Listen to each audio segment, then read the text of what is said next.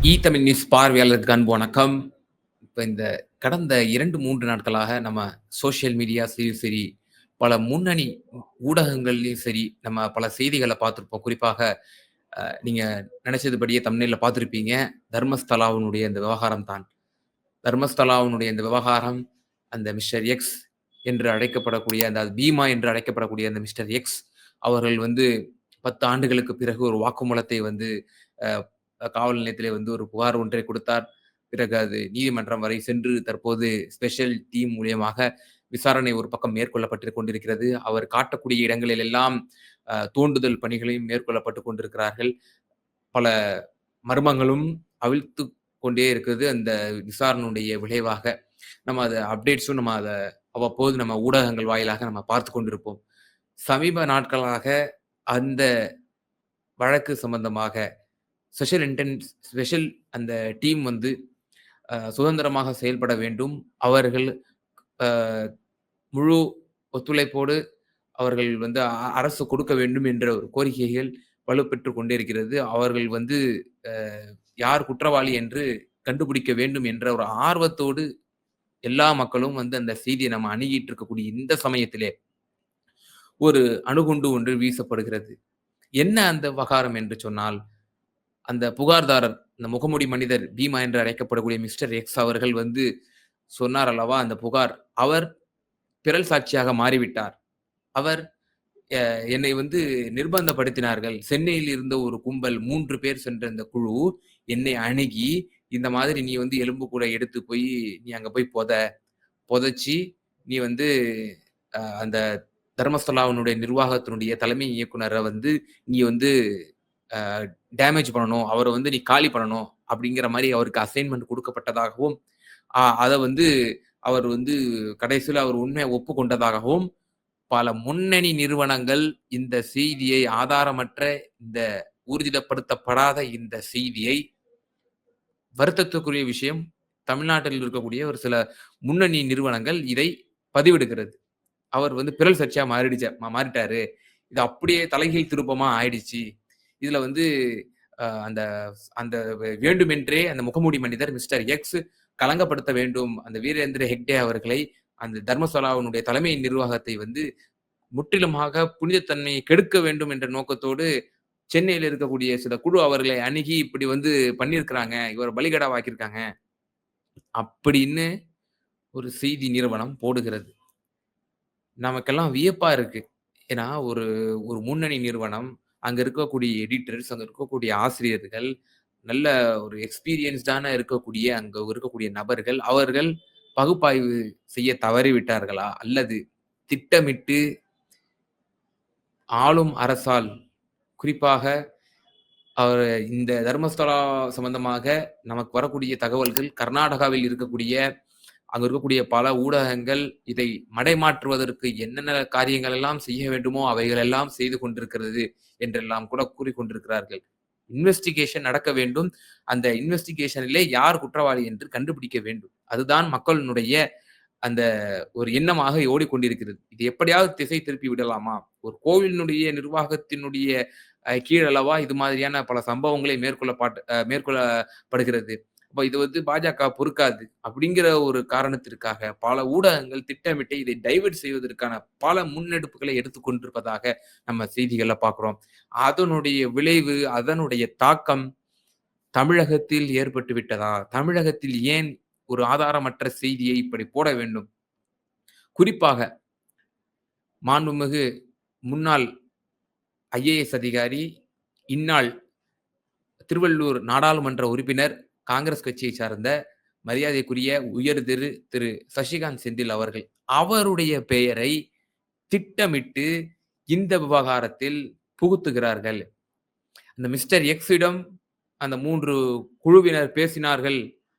அந்த தர்மசாலாவினுடைய நிர்வாகத்தை total damage செய்ய வேண்டும். அவர்களை ஆள் செட் பண்ணி அனுப்பியிருக்கிறார்கள் என்று சொல்லப்படுகிறது அல்லவா?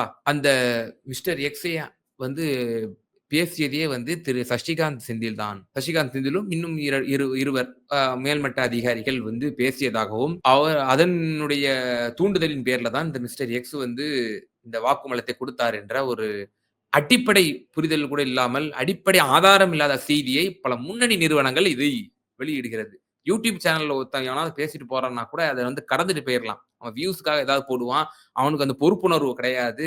அவன் ஏதாவது வியூஸ்க்காக பண்ணிட்டு தொலைவான்னு சொல்லி நம்ம வந்து அந்த கடந்துட்டு போயிரலாம். முன்னணி நிறுவனம் போடுகிறதே என்ற ஒரு ஒரு ஒரு அச்ச உணர்வு தான் நமக்கு ஏற்படுத்துகிறது. ஏன் வந்து இந்த அளவுக்கு ஒரு கீழ்த்தரமான ஒரு செய்திகளை நாம் வெளியிட வேண்டும் என்ற ஒரு இதுதான். திரு சசிகாந்த் செந்தில் அவர்கள் ஏன் இதில் குறிவைக்கப்படுகிறார் என்று சொன்னால், அவர் கர்நாடகா மாநிலத்தில் அவர் சர்வீஸில் இருந்தபோது, தக்ஷிண கனடால அவர் டிஸ்ட்ரிக்ட் கலெக்டராக இருந்தவர். அவர் ஒரு ஐஏஎஸ் அதிகாரி. அவர் அப்போது அவர் ஒரு ஒரு வலதுசாரி சிந்தனைக்கு எதிராக இருந்திருக்கிறார். ஆனா காங்கிரஸ் கட்சியில அவர் வந்து இணைஞ்சிருக்காரு 2018, 19 அந்த காலகட்டத்தில.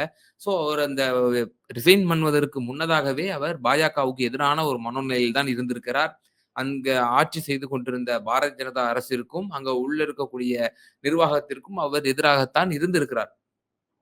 ஆன்டி பிஜேபியினுடைய மைண்ட் செட் கொண்டவர். அவர் ஐஏஎஸ் அதிகாரியாக இருந்தபோதும் அவர் அவ்வாறாக தான் செயல்பட்டிருக்கிறார்.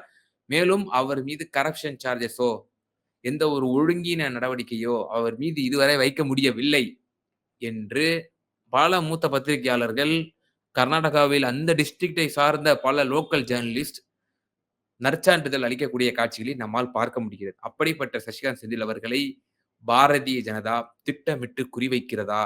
அவர் பேரை களங்கம் ஏற்படுத்துவதற்காக இது மாதிரியான செய்திகளை கசியவிட்டு, அவரை எப்படியாவது நாம் களங்கம் செய்து விடலாம் என்ற ஒரு திட்டமிடலை திட்டமிட்டே ஊடகத்தின் வாயிலாக ஆளும் அரசோ அல்லது அங்க இருக்கக்கூடிய பாஜகவோ செய்து கொண்டிருக்கிறதா என்கிற கடுமையான ஒரு விமர்சனம் இந்த மத்தியில் வந்து வைக்கப்படுகிறதை நம்மால் பார்க்க முடிகிறது.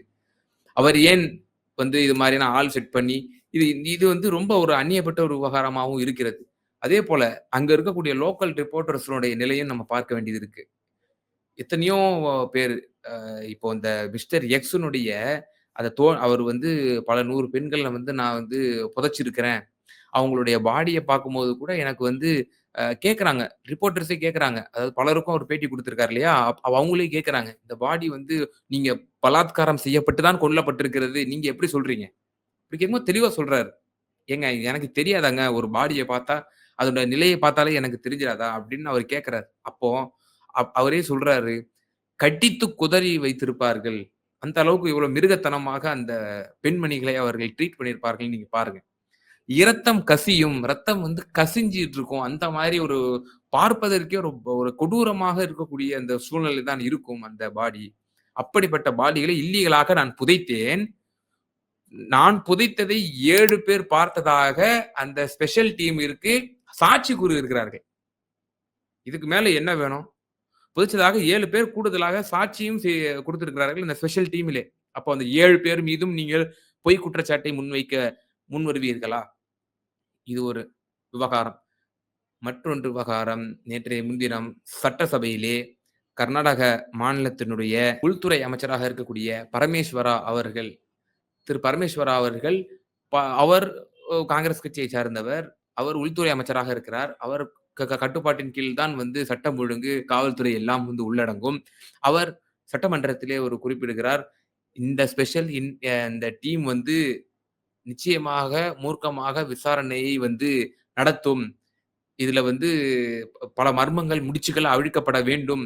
அரசு இதில் வந்து முழு சுதந்திரம் வழங்கி இருக்கிறது என்று அவர் கிளியர் கட்டாக தெள்ளத் தெளிவாக அவர் வந்து குறிப்பிடுகிறார். இது எந்த விதமான தடங்களும் கிடையாது. இது நிச்சயமாக களை எடுக்கப்பட வேண்டிய ஒன்று என்று அவர் திட்டவட்டமாக தெரிவித்திருக்கின்றார். அப்போ விசாரணை ஒரு பக்கம் சீராக போய்க் கொண்டிருக்கிறது. இன்னும் சொல்லப்போனால் அந்த உள்துறை அமைச்சகத்தின் மீதே வந்து பல குற்றச்சாட்டுகள் ஜனநாயக சக்திகளும் முன்வைக்கிறார்கள். பல ஹேட் ஸ்பீச்சுகள் பாரதிய ஜனதாவினுடைய லோக்கல் லீடர்ஸால பேசப்படுகிறது. பல சட்ட ஒழுங்கு பிரச்சனைகள் வந்து கர்நாடகாவிலே இருந்து கொண்டிருக்கிறது. ஆனால் இந்த உள்துறை அமைச்சர், கர்நாடகத்தினுடைய உள்துறை அமைச்சர் சரியாக செயல்பட்டது போல் எங்களுக்கு சில அதிருப்திகள் இருக்கத்தான் செய்கிறது. ஆனால் இந்த விவகாரத்தில் அவர் சட்டசபையிலே வெளிப்படுத்திய அந்த ஸ்டேட்மெண்ட் என்பது வரவேற்கத்தக்கது. அவர் சரியான நடவடிக்கையில் தான் மேற்கொள்ளப்பட்டுக் கொண்டிருக்கிறார் என்ற பல தகவல்கள் நமக்கு வந்து கொண்டிருக்கிறது. ஆகையினால ஒரு அந்த அந்த நாட்டினுடைய உள்துறை அமைச்சர் சட்டசபையிலே பேசுகிறார். சட்டசபையில் பேசுவது குறிப்பில் இடம்பெறும். மேலும் 7 பேர்கள் சாட்சி சொல்லியிருக்கிறார்கள். திட்டமிட்டே இங்கே இருக்கக்கூடிய ஊடகங்களும் சரி, கர்நாடகாவில் இருக்கக்கூடிய ஊடகங்களும் சரி, கர்நாடகாவில் இருக்கக்கூடிய எதிர்க்கட்சிகளும் சரி, இதை வந்து மடைமாற்றம் செய்ய விரும்புகிறார்களா? குறிப்பாக நான் குறிப்பிட்டது போல மாண்புமிகு திரு சசிகாந்த் செந்தில் அவர்களை வந்து ஒரு களங்கம் ஏற்படுத்த வேண்டும் என்று திட்டமிட்டே இதில் வந்து அவர்களை புகுத்துகிறார்களா? என்ற நிச்சயமாக இது வந்து இந்த அவதூறை பரப்புபவர்கள் மீது உரிய நடவடிக்கை எடுக்க வேண்டும் என்று தான் நாம் கூற வேண்டும். ஆகையினால விசாரணை என்பது சீராக நடைபெற வேண்டும். அதாவது இந்த தோண்டும் பணியில் வந்து ஒரு சாதாரண ஒரு விடயம் அல்ல.